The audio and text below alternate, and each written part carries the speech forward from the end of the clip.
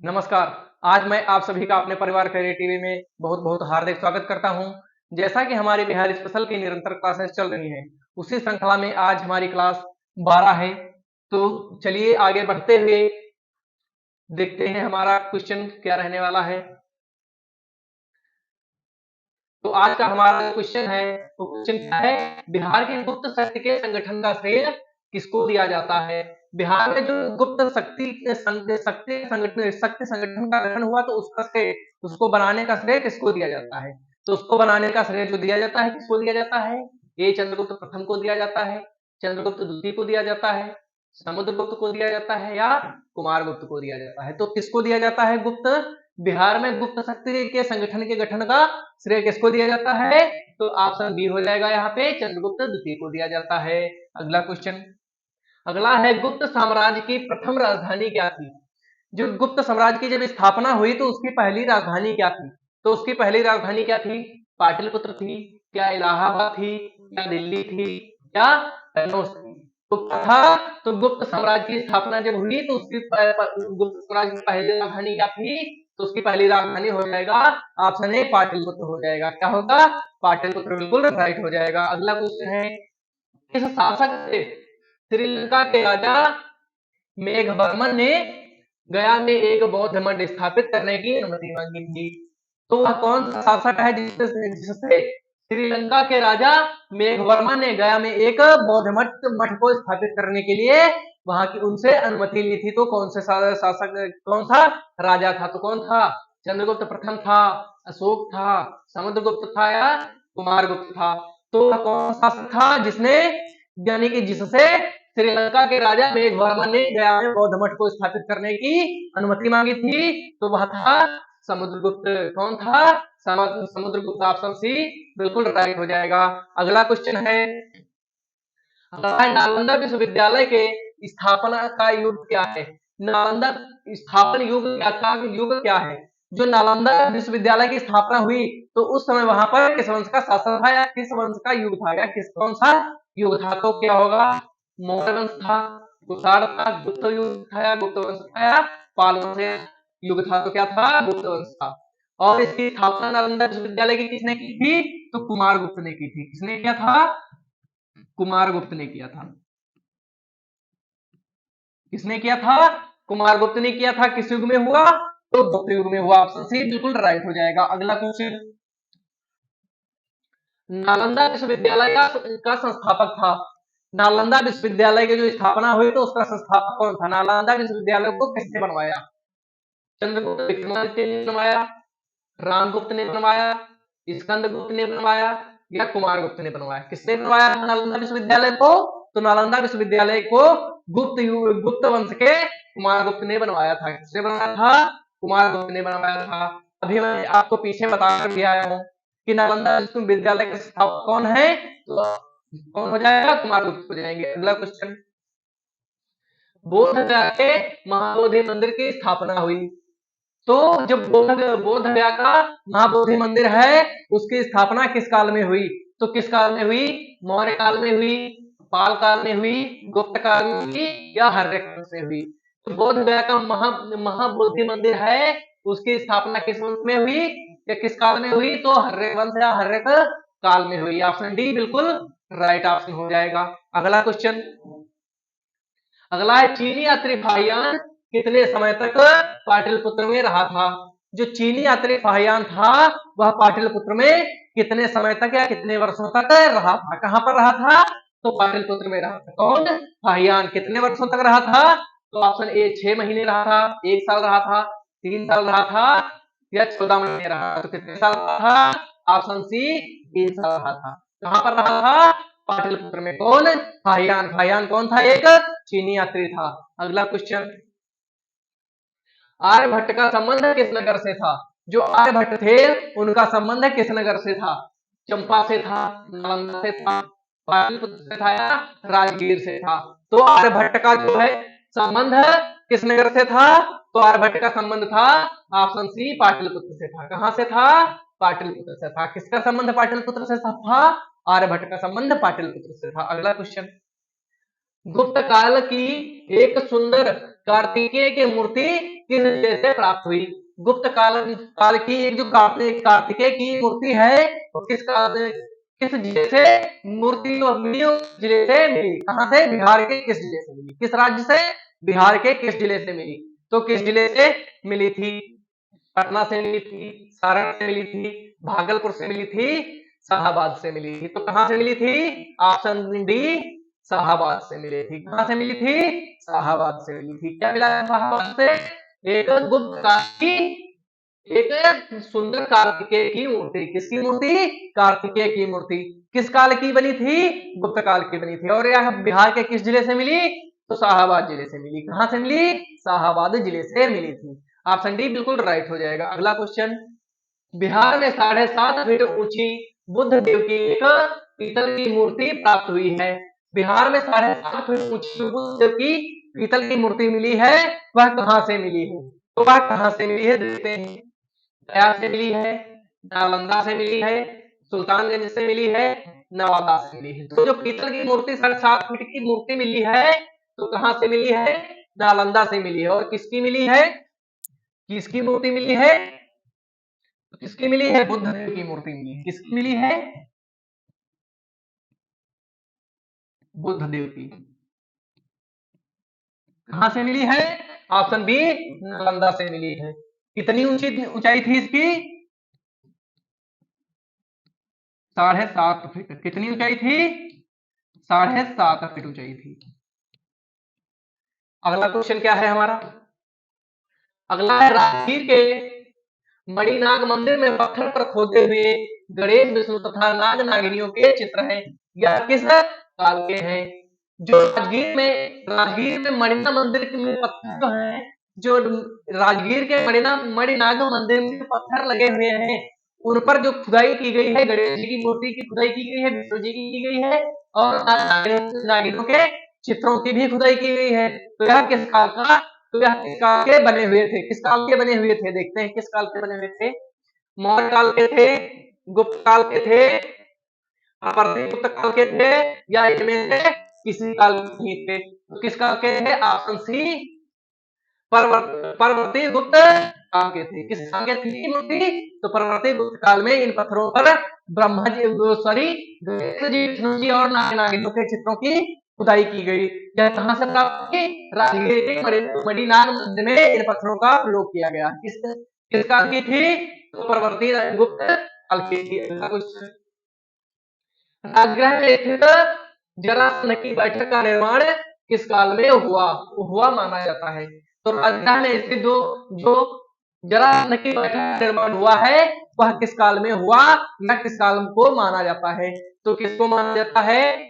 मौर्य काल को, गुप्त काल को, पाल काल को, या उपयुक्त में किसी को नहीं। तो किसको माना जाता है? गुप्त काल को माना जाता है। क्या माना जाता है?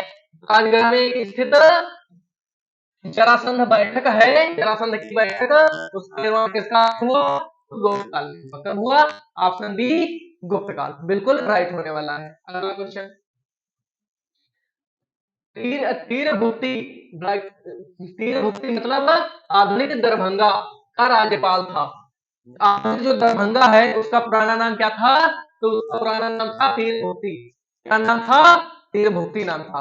तीर भुक्ति तीर भुक्ति का नाम बदल कर किया गया? तो उसका नाम बदलकर किया गया है दरभंगा। क्या किया गया है दोस्तों? उसका नाम बदलकर दरभंगा किया गया है। तो उसका राज्यपाल कौन था? तो जो आधुनिक में दरभंगा है उसका राज्यपाल कौन था? जब उसका नाम था तीर भुक्ति, उसका नाम था, तो उसका राज्यपाल कौन था? तो उसका राज्यपाल कौन था? गोविंद गुप्त थे, घटोचक गुप्त थे, या चिरादत्त थे, या पारदत्त थे। तो वहां पे राज्यपाल कौन था? तो वहां पे राज्यपाल थे गोविंद गुप्त। कौन था? गोविंद गुप्त जी। कहाँ के राज्यपाल थे? तीर भुक्ति आधुनिक दरभंगा के कहाँ के राज्यपाल थे? जो आधुनिक में दरभंगा है वहां के राज्यपाल थे। कौन था? गोविंद गुप्त जी। अगला क्वेश्चन, बिहार में बौद्ध विहार का प्राचीनतम केंद्र था। बिहार में बौद्ध विहार का एक सबसे प्राचीनतम केंद्र कौन सा था? तो कौन सा केंद्र था? नालंदा था, विक्रमशिला था, उदानपुरी था, या उपयुक्त में कोई नहीं था। तो बौद्ध विहार का एक प्राचीन केंद्र है, वह प्राचीन केंद्र का था। क्या था? तो वह प्राचीन केंद्र था नालंदा। प्राचीन केंद्र क्या था बिहार का? बौद्ध विहार का जो प्राचीन केंद्र था बिहार में वह क्या था? वह था नालंदा। ऑप्शन ए बिल्कुल राइट हो जाएगा। अगला क्वेश्चन, नालंदा विश्वविद्यालय के लिए प्रसिद्ध था। जो नालंदा विश्वविद्यालय था वह किस लिए प्रसिद्ध था? तो किस लिए प्रसिद्ध था? चिकित्सा के लिए प्रसिद्ध था, तर्कशास्त्र के लिए प्रसिद्ध था, बौद्ध धर्म दर्शन के लिए प्रसिद्ध था, या रसायन विज्ञान के लिए प्रसिद्ध था? तो किसके लिए नालंदा प्रसिद्ध था? तो नालंदा प्रसिद्ध था बौद्ध धर्म के दर्शन के लिए। किसके लिए नालंदा प्रसिद्ध था? बौद्ध धर्म के दर्शन के लिए। ऑप्शन सी बिल्कुल राइट ऑप्शन हो जाएगा। अगला है, नालंदा में अवस्थित भारतीय विश्वविद्यालयों में हायान किसके शासनकाल के दौरान आया था? जो नालंदा में स्थित जो भारतीय विश्वविद्यालयों में जब हायान आया था, जो नालंदा में जब उसने पढ़ाई की, तो वह किसके शासनकाल में आया था? किसके शासनकाल में आया था? भारत के शासनकाल में, के शासनकाल में, चंद्रगुप्त विक्रमादित्य के शासनकाल में, या अशोक के शासनकाल में? तो किसके शासनकाल में आया था? ऑप्शन सी चंद्रगुप्त विक्रमादित्य के शासनकाल में आया था। कौन आया था? हायान आया था। क्या करने? नालंदा में पढ़ने आया था। क्या करने आया था? नालंदा विश्वविद्यालय में पढ़ने आया था। अगला कुछ, किसने यह वर्णन किया है कि मध्य भारत के सभी देशों में मगध देश के सर्वाधिक नगर थे? धनपतियों ने यहाँ चिकित्सालय बनवाए थे जहाँ रोगियों को मुफ्त भोजन तथा दवाएं दी जाती थी। यह वर्णन किसने किया? तो उसने क्या कहा? जो मध्य भारत के सभी देशों में मगध देश में सबसे नगर देश थे, सबसे अधिक देश थे। क्या था? भारत में जितने राज्य थे उसमें से जो एक मगध राज्य था तो उसमें सबसे ज्यादा नगर थे। कहां पर नगर थे? मगध राज्य में सबसे ज्यादा नगर थे। और उसने क्या कहा कि यहाँ पर धनपतियों ने यहाँ पर एक चिकित्सालय बनवाया जहां पर रोगियों की मुफ्त में दवा की जाती थी। तो यह किसने कहा है? तो इसका यह किसने कहा है? हेनसॉन्ग ने कहा है, मेगास्थनीज ने कहा है, हायान ने कहा है, या इसने कहा है? किसने कहा है? यह कहा है हायान ने। क्या कहा है हायान ने? कि मध्य भारत के सभी देश, यानी कि मध्य भारत के सभी राज्य और सभी राज्यों को मिलाकर और मगध को मिलाकर, तो मगध में सबसे ज्यादा राज्य थे, नगर थे। और यहाँ पर धनपतियों द्वारा एक चिकित्सालय का निर्माण करवाया गया था जहां पर रोगियों की मुफ्त में दवा की जाती थी। अगला क्वेश्चन है, गुप्त संवत का आरंभ होता है। गुप्त संवत का आरंभ कब हुआ? गुप्त संवत का आरंभ कब हुआ? 302 ईस्वी में, 312 ईस्वी में, 320 ईस्वी में, या 322 ईस्वी में? तो गुप्त संवत का आरंभ हुआ था ऑप्शन सी 320 ईस्वी में। कब हुआ था? 320 ईस्वी में। क्या हुआ था? गुप्त वंश या गुप्त संवत का आरंभ हुआ था। कब हुआ? 320 ईस्वी में हुआ। अगला क्वेश्चन, निम्नलिखित शासकों में जिसे भारत का नेपोलियन कहा जाता है? तो क्वेश्चन है, भारत का नेपोलियन किसे कहा जाता है? चंद्रगुप्त मौर्य को कहा जाता है, चंद्रगुप्त को कहा जाता है, चंद्रगुप्त द्वितीय, या विक्रमादित्य को कहा जाता है, या समुद्रगुप्त को कहा जाता है? तो भारत का नेपोलियन जो है वह किससे कहा जाता है? भारत का नेपोलियन कहा जाता है ऑप्शन डी समुद्रगुप्त को कहा जाता है। क्या कहा जाता है? समुद्रगुप्त को कहा जाता है। क्या कहा जाता है? तो भारत का नेपोलियन किसे कहा जाता है? समुद्रगुप्त को कहा जाता है। सौराष्ट्र और मालवा क्षेत्र की विजय किस गुप्त सम्राट ने की? जो सौराष्ट्र और मालवा का क्षेत्र है उसको किस गुप्त सम्राट ने जीता था? तो उसको किस गुप्त सम्राट ने जीता था? चंद्रगुप्त था, समुद्रगुप्त था, चंद्रगुप्त सेकंड या विक्रमादित्य था? तो कौन था?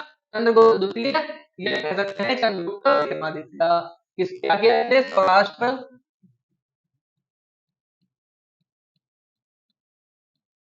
सौराष्ट्र और मालवा क्षेत्र को जीता। क्या किया? मालवा क्षेत्र को जीता।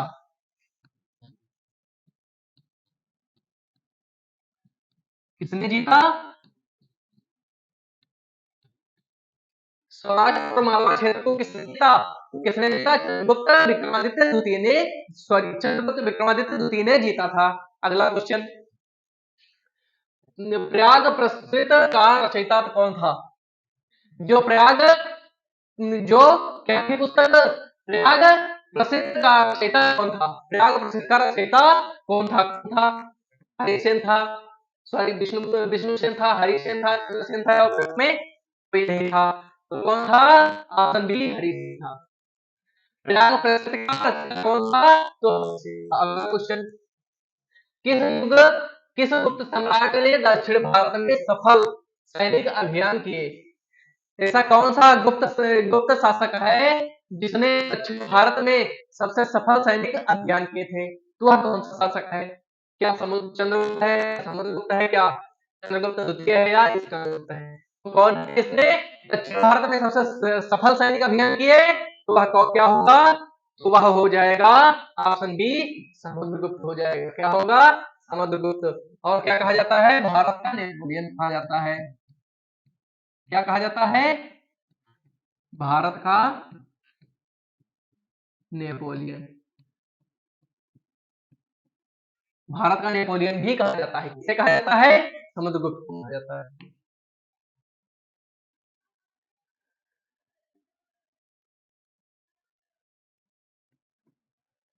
अगला क्वेश्चन है हमारा, प्रयाग प्रसिद्धि में किस सम्राट के विजय अभियानों की चर्चा की गई है? जो पुस्तक है, कौन पुस्तक है? तो पुस्तक है प्रयाग प्रसिद्ध में, प्रयाग प्रसिद्ध जो पुस्तक है उसमें किस सम्राट के विजय के अभियानों की चर्चा की गई है? तो किसके विजय के अभियानों की चर्चा की गई है?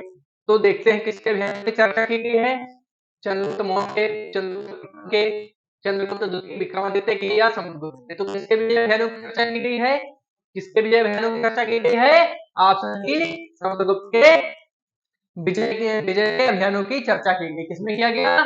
प्रयाग प्रसत में। किसमें? प्रयाग प्रसत में किया गया। अगला क्वेश्चन, मगध पर मेहरकुल का आक्रमण किस शासक के समय में हुआ था? मगध राज्य पर जब मेहरकुल का आक्रमण हुआ तो उस समय वहां का शासक कौन था? स्कंदगुप्त था, कुमारगुप्त था, बुद्धगुप्त थे या नरसिंहगुप्त थे? कौन था? नरसिंहगुप्त के समय।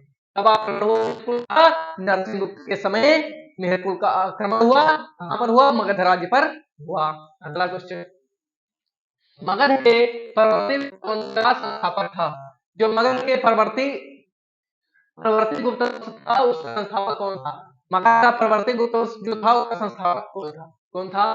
कृष्णगुप्त था, दामोदरगुप्त था, माधवगुप्त था या कुमारगुप्त थे? कौन था? तो उसका संस्थापक था कृष्णगुप्त। कौन था?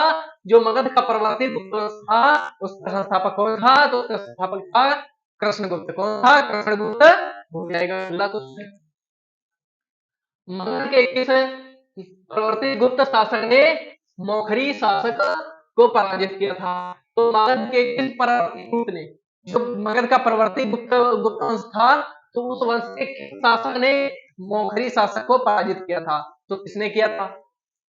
कृष्णगुप्त ने, कुमारगुप्त थर्ड ने, दामोदरगुप्त ने या उपरोक्त में कोई नहीं? तो किसने पराजित किया था? कुमारगुप्त थर्ड ने किया था। किसने पराजित किया था? कुमारगुप्त थर्ड ने। किसको पराजित किया? मौखरी शासक को पराजित किया था। किस शासक को? मौखरी के शासक को पराजित किया। मौखरी शासक ने किसे परास्त कर मगध के अधिकांश भागों को जीत लिया? मौखरी शासक जो था उसने किसको परास्त करके मगध के अधिकांश क्षेत्र को अपने कब्जे में ले लिया था? तो किस शासक को हराया था? कृष्णगुप्त को, दामोदर गुप्त को, माधव गुप्त को या उपरोक्त में किसी को नहीं? तो उसने किसको हराकर मगध के अधिकांश क्षेत्रों को अपने कब्जे में लिया था? तो वह शासक था दामोदर गुप्त। कौन था? दामोदर गुप्त। दामोदर गुप्त को हराकर मौखरी ने मगध के अधिकांश भाग को अपने कब्जे में लिया था। ऑप्शन बी बिल्कुल राइट हो जाएगा। अगला है, हर्षवर्धन ने किसे मगध के क्षेत्र में अपना प्रतिनिधि बनाया था? जो हर्षवर्धन थे उन्होंने किसको यानी कि किस व्यक्ति को उन्होंने मगध के क्षेत्र में अपना प्रतिनिधि बनाया था? तो किसको अपना प्रतिनिधि बनाया? दामोदर गुप्त को बनाया, आदित्य सेन को बनाया, जीवित मुक्त को बनाया या माधव गुप्त को बनाया? तो हर्षवर्धन ने किसको अपना प्रतिनिधि बनाया था?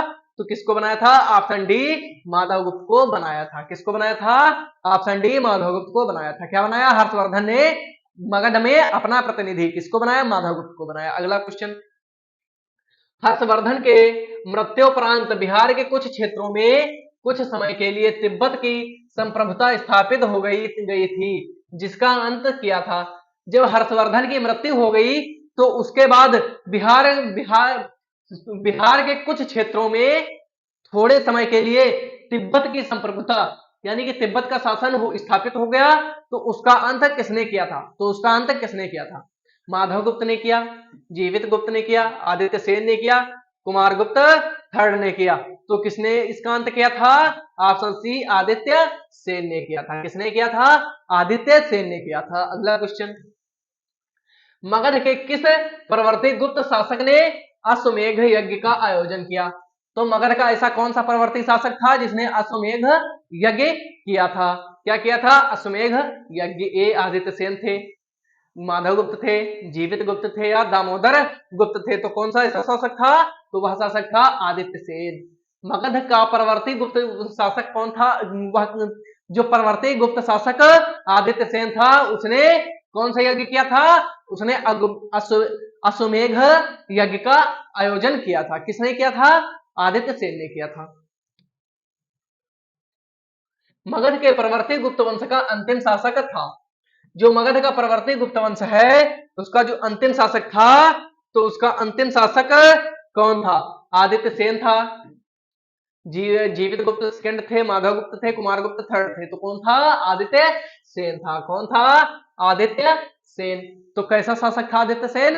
मगध के प्रवर्ती गुप्त वंश का अंतिम शासक था। कौन? आदित्य सेन था। अगला क्वेश्चन, मगध के किस प्रवर्ती गुप्त शासक को क्या है असंख्य शत्रुओं का विजेता कहा गया? मगध के प्रवर्ती गुप्त वंश शासक कौन था? मगध का जो प्रवर्ती गुप्त वंश था उसका कौन सा शासक था जिसको असंख्य शत्रुओं का विजेता कहा गया? जिसने असंख्य यानी कि न गिनती किए जाने वाले शत्रुओं को पराजित किया था। किसने किया था? कुमार गुप्त ने किया था, हर्षगुप्त ने किया था, दामोदर गुप्त ने किया था, या उपरोक्त में किसी ने नहीं किया था? तो किसने पराजित किया था? कृष्णगुप्त ने किया था। कृष्णगुप्त को क्या कहा गया? असंख्य शत्रुओं का विजेता। क्या कहा गया? असंख्य शत्रुओं का विजेता कहा गया। अगला क्वेश्चन, हिमालय के शत्रुओं को जीता था। हिमालय के जो शत्रु थे उसको किसने जीता था? दामोदर गुप्त ने, आदित्य सेन ने, कृष्णगुप्त ने या जीवित मुक्त ने? तो हिमालय के जो शत्रु थे उसको किसने जीता था? तो उसको जीता था जीवित सेन ने जीता था। किसने जीता था? जीवित सेन ने जीता। अगला क्वेश्चन, हर्षवर्धन के मृत्यु के बाद मगध के अंतर्गत एक विस्तृत साम्राज्य स्थापित करने वाला प्रथम शासक कौन था?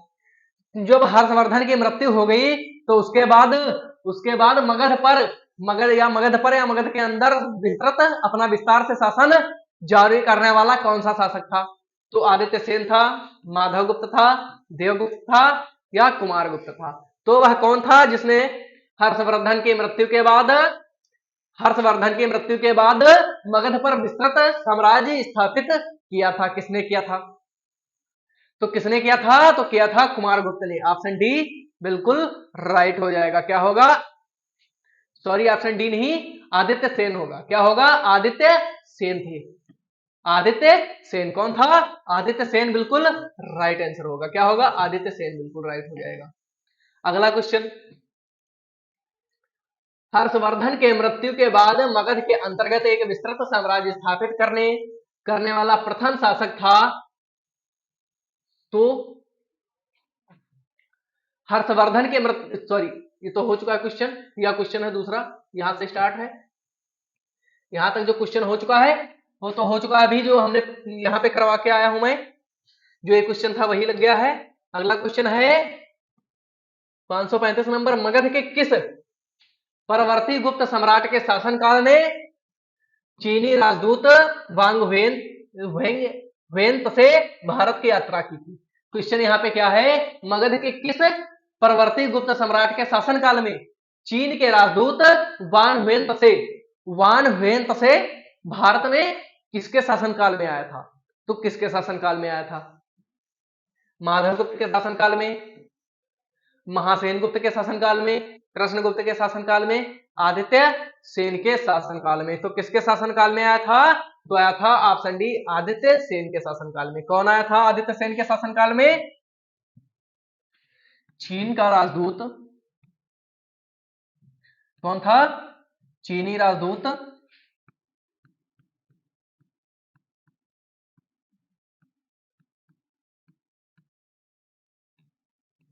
चीनी राजदूत कौन था? चीनी राजदूत तो चीनी राजदूत था वांग वेन तसे। कौन था? वांग वेन से। जो वान वेन तसे था वह किसके शासनकाल में आया था? किसके शासनकाल में आया था? ऑप्शन डी, आदित्य सेन के शासनकाल में आया था। अगला क्वेश्चन क्या है? मगध के परवर्ती गुप्त शासकों का सही क्रम। जो मगध पर परवर्ती गुप्त शासक थे उनका सही क्रम क्या है? उनका सही क्रम क्या है? पहला है कृष्णगुप्त, जीवित गुप्त, हर्षगुप्त, आदित्य सेन, दामोदर गुप्त, और महासेन गुप्त, माधव गुप्त, फिर कुमार गुप्त। तो क्या होगा? फिर अगला क्या है? कृष्णगुप्त, हर्षगुप्त, जीवित गुप्त, कुमार गुप्त, दामोदर गुप्त, महासेन गुप्त, वेद गुप्त, माधव गुप्त, आदित्य सेन। अगला है कृष्णगुप्त, महासेन गुप्त, देवगुप्त, आदित्य सेन, दामोदर गुप्त, माधव गुप्त, हर्षगुप्त, जीवित गुप्त और कुमार गुप्त। फिर अगला क्या है? कुमार कृष्णगुप्त, दामोदर गुप्त, हर्षगुप्त, आदित्य सेन, जीवित गुप्त, महासेन गुप्त, देवगुप्त और माधव गुप्त। तो क्या होगा इसमें से सही क्रम? जिसका सही क्रम क्या है? किस शासक का सही क्रम? मगध के परवर्ती गुप्त शासकों का सही क्रम क्या होगा? तो क्या होगा देखते हैं। तो होगा सही क्रम क्या होने वाला है? यहाँ पे सही क्रम होगा ऑप्शन बी, बिल्कुल राइट होगा। क्या होगा? ऑप्शन बी जो है बिल्कुल यहां पर राइट हो जाएगा। ऑप्शन बी क्या है? ऑप्शन बी बिल्कुल राइट हो जाएगा। क्या है? कृष्णगुप्त है, हर्षगुप्त है, जीवित गुप्त, फिर कुमार गुप्त, फिर दामोदर गुप्त, उसके बाद महासेन गुप्त, फिर आए देवगुप्त, फिर माधव गुप्त, फिर सबसे अंतिम शासक कौन था? आदित्य सेन। क्या होगा? अंतिम शासक। क्या होगा? अंतिम शासक।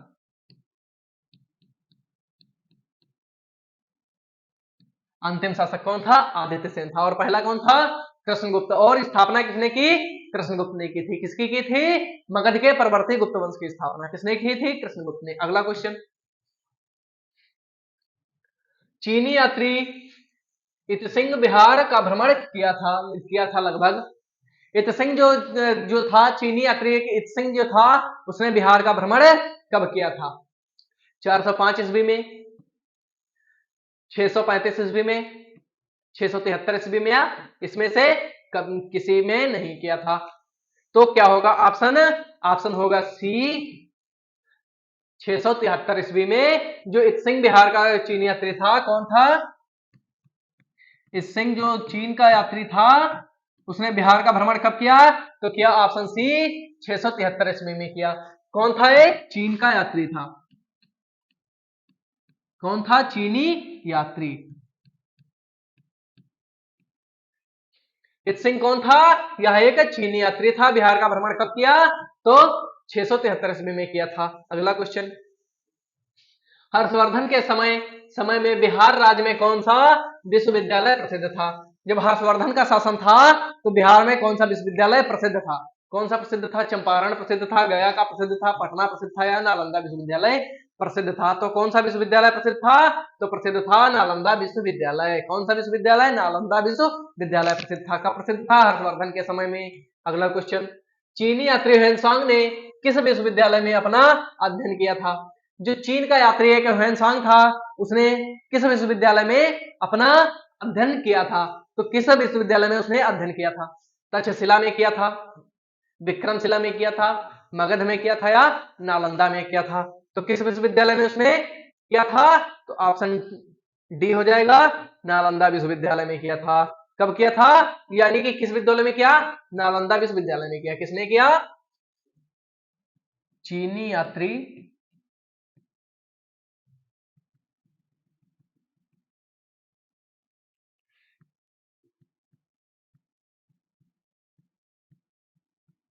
चीनी यात्री कौन था? कौन था? तो ह्वेनसांग था। कौन था?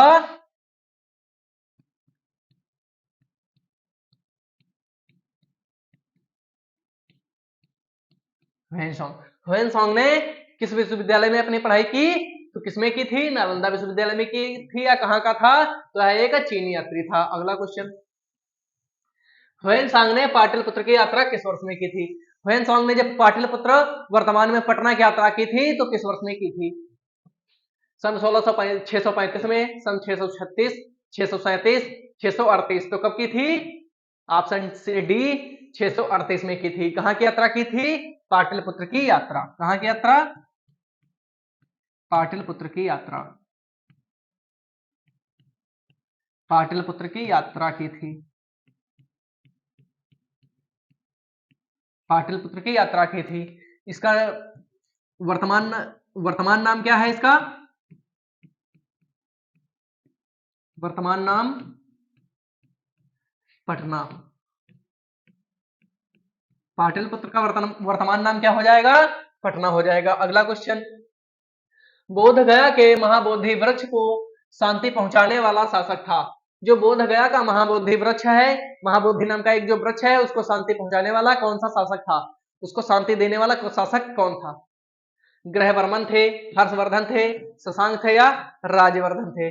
तो कौन था? शशांक था। ऑप्शन सी शशांक बिल्कुल राइट होने वाला है। क्या होगा? शशांक एक ऐसा शासक था जो बोध गया के महाबोधि वृक्ष को क्षति पहुंचाने वाला शासक था। कैसा शासक था? क्षति पहुंचाने वाला। बोध गया के महाबोधि वृक्ष को क्षति किसने पहुंचाई? तो क्षति पहुंचाई थी शशांक ने पहुंचाई थी। अगला क्वेश्चन,